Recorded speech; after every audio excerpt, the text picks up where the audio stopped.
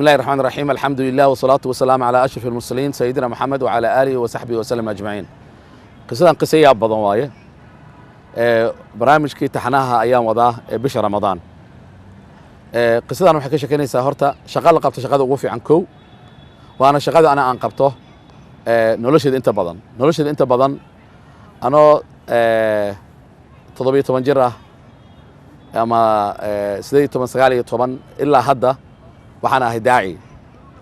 ila alkhayr dadka inaan khayrka u sheego waxaan ahay imaam masaajid professor waan ahay laba jaamacadood wax ka dhigo isla markaasna sharci yaqaanna waa ahay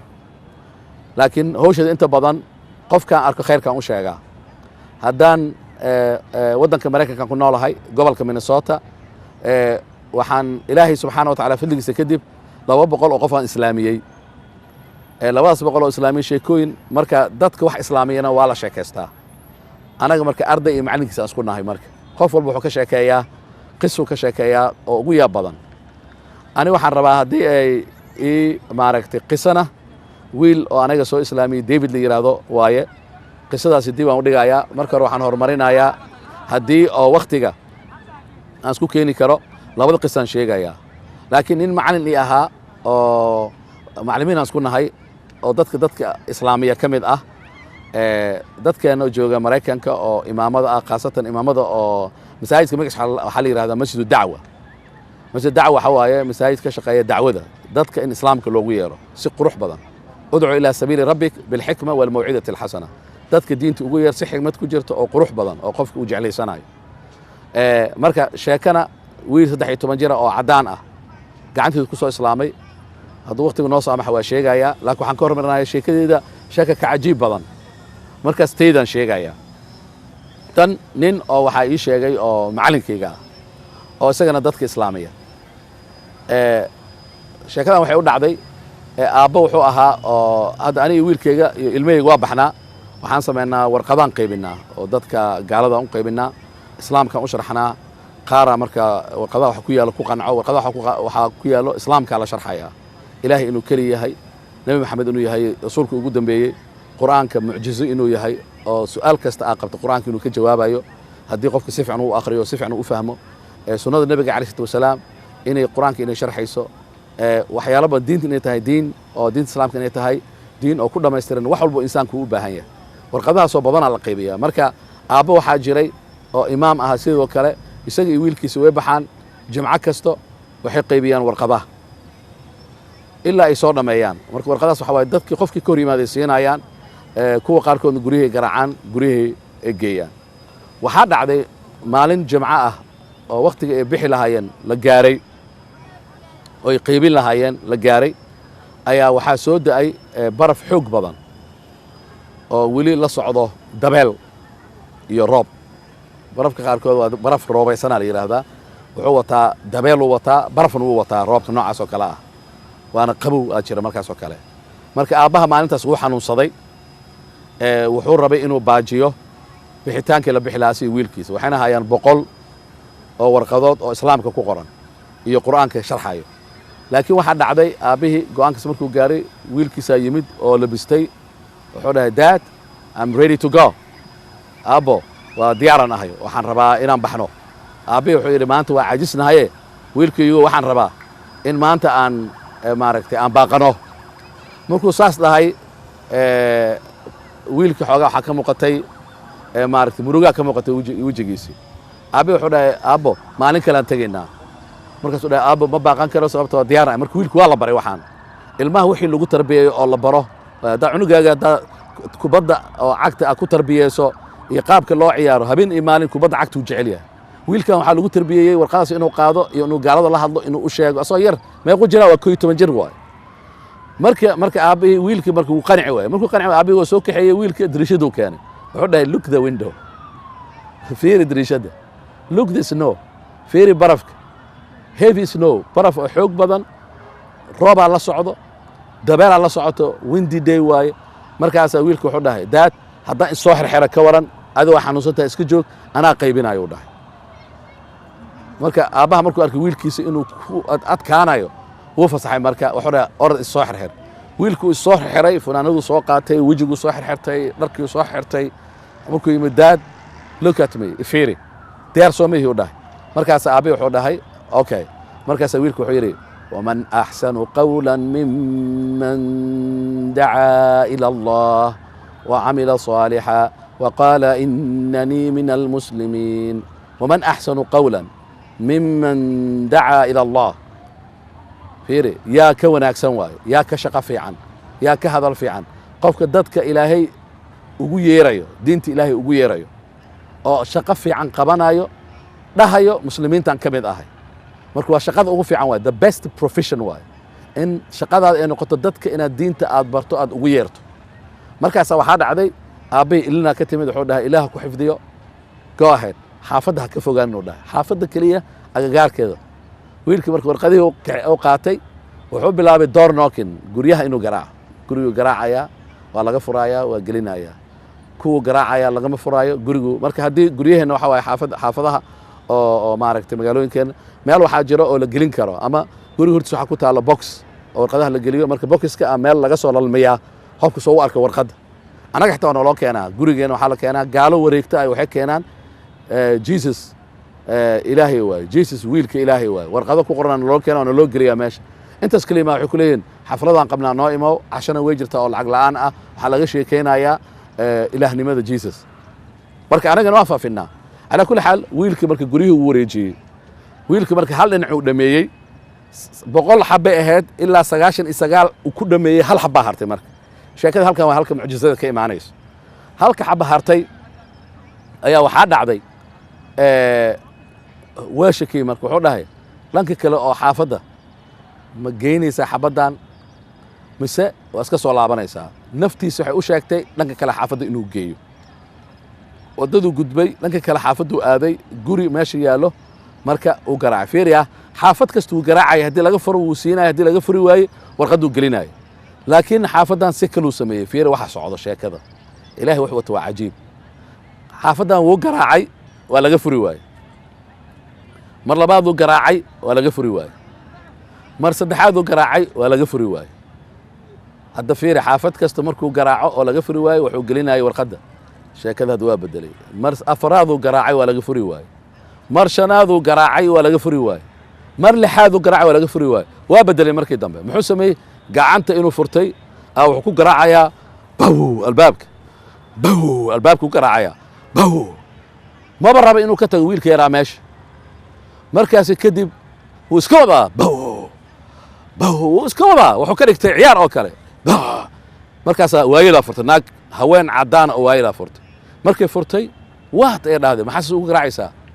markaasaa wuxuu yidhi maam markaasaa waxay aragtay wiil yar waaye markaasaa waxay dhahday can I help you maku caawini karaa maxaa rabtaa markaasaa wuxuu yidhi can I tell you something waxa makuu sheegi karaa haa I swear in the name of Allah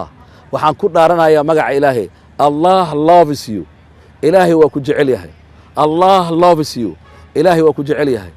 Allah loves you ilaahay waa ku jecel yahay I have been here a while waqti badanaa meeshaan taagnaa knocking your door albaabkaagaan gargaraacay albaab kale saas uma garaacan wallahi ilaahay waa ku jecel yahay yarka carabkiisa afkiisa ka soo baxday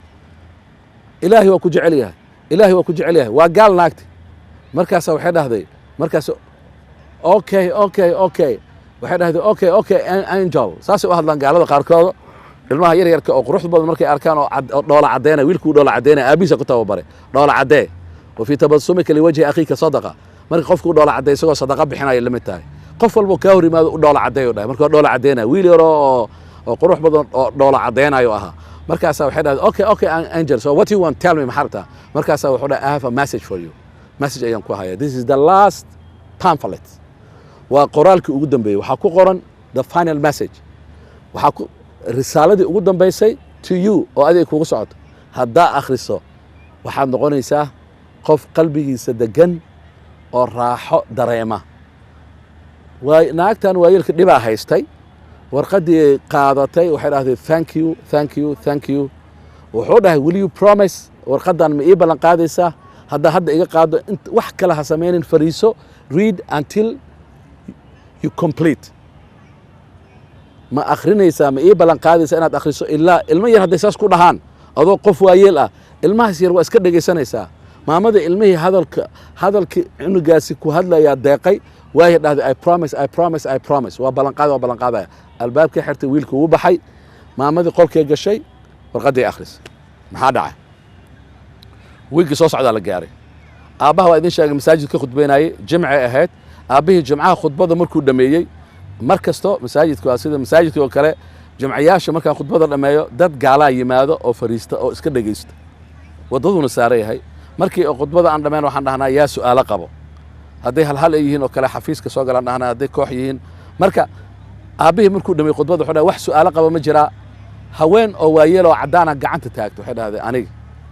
markaasaa wuxuu yidhi goohay su-aasha weydiiyey waxay dhahdeen su'aal ma aha sheekaan rabaa inaan ka sheekeeyo